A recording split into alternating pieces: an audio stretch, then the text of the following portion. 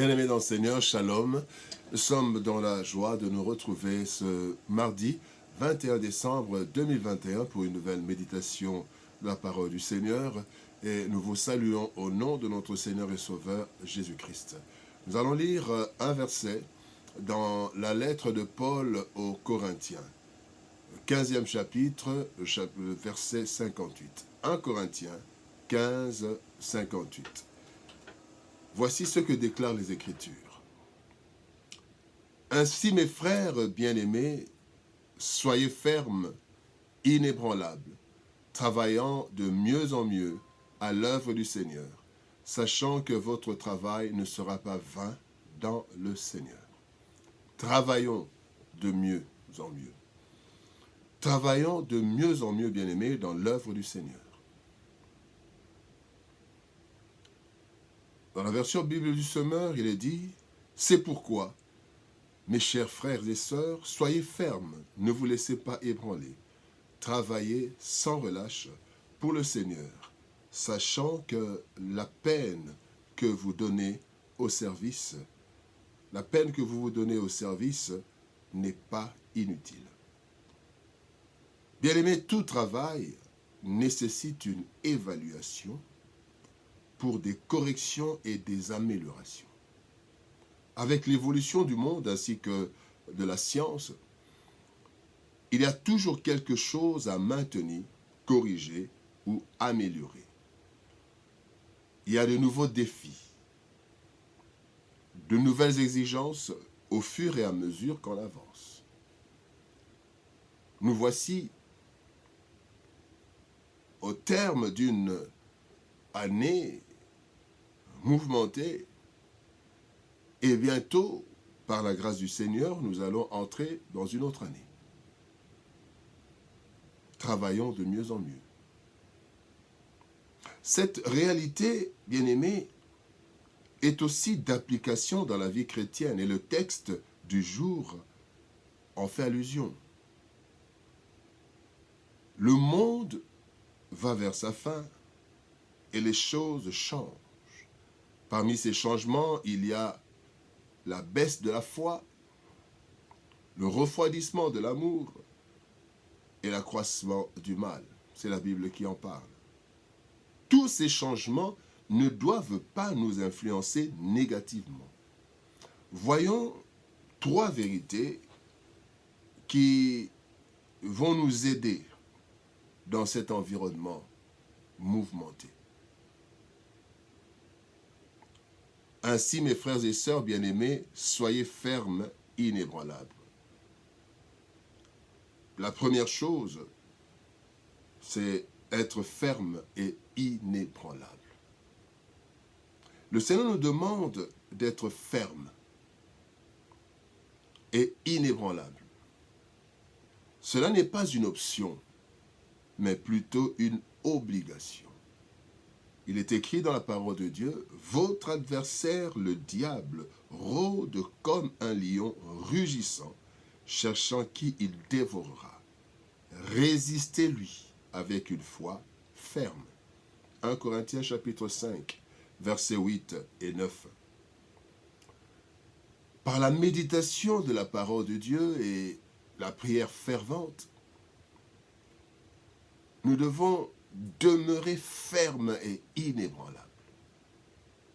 Les vents et les tempêtes de ce monde ont emporté plusieurs. Certainement par négligence ou inconscience. Nous devons être fermes, bien-aimés, dans notre foi. Notre vie, notre futur éternel en dépendent. Soyons fermes. Ne nous laissons pas emporter par les choses de ce monde. Ne nous laissons pas effrayer par les choses de ce monde, mais soyons fermes dans notre foi. Et la fermeté, nous la trouverons dans la méditation de la parole de Dieu et dans la prière fervente et régulière. La deuxième chose que ce texte nous dit, c'est travaillant de mieux en mieux à l'œuvre du Seigneur. Travailler de mieux en mieux. La fermeté nous maintiendra en Christ, mais elle ne fera pas avancer le royaume de Dieu. Pour cela, il nous faut travailler.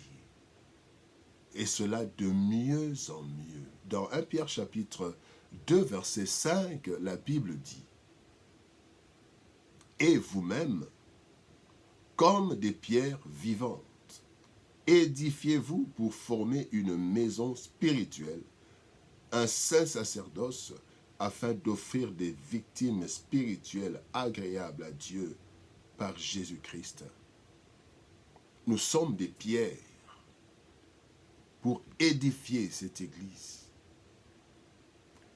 Au regard de ce que Christ a fait pour nous, bien-aimés, nous nous serons toujours redevables. Et notre réponse à son œuvre, bien-aimés, c'est un travail régulièrement évalué et amélioré.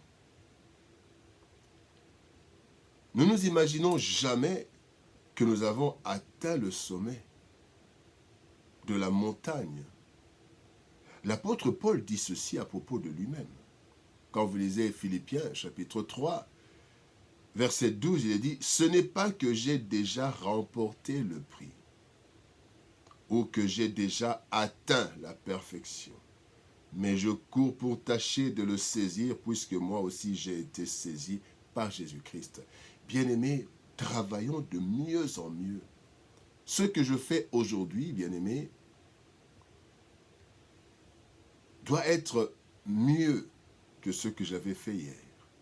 Et ce que je ferai demain doit aussi être mieux. Parce que avec le travail du Seigneur, avec la parole, avec la méditation, nous découvrons de plus en plus la grandeur de notre Dieu et le Saint-Esprit nous donne de plus en plus la force de mieux travailler. Bien-aimés, Dieu veut que nous puissions travailler de mieux en mieux. Et pour cela, je dois m'évaluer.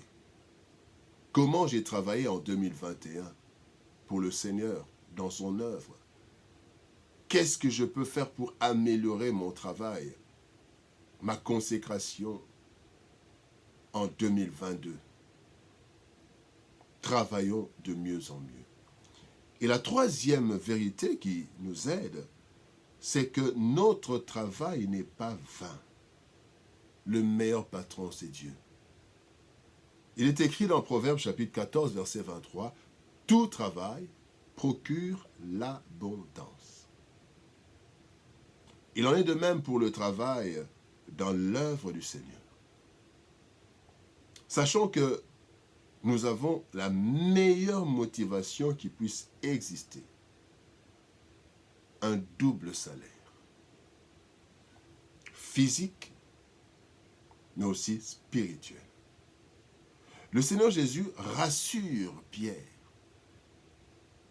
qui s'inquiète du sort des disciples. Il s'inquiète de leur sort.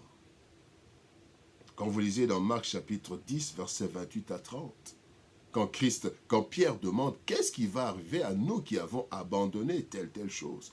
Et Jésus-Christ lui dit « Tous ceux qui ont abandonné telle chose, vous aurez cela au centuple. » C'est le salaire physique.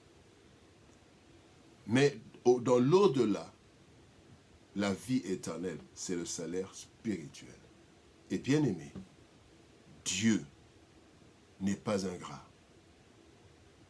C'est la Bible qui le dit. Dieu n'est pas ingrat pour oublier les services que nous avons rendus et que nous rendons au saint, le travail dans sa maison. Notre travail n'est pas vain. Notre fermeté, ainsi que notre travail, ne seront jamais, jamais et jamais vains. Le Seigneur qui en a fait la promesse est fidèle. Il est fidèle. Donc, bien-aimés, travaillons de mieux en mieux. Le Seigneur sait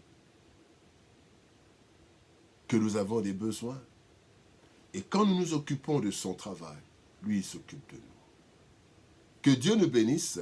Shalom, au revoir et à demain.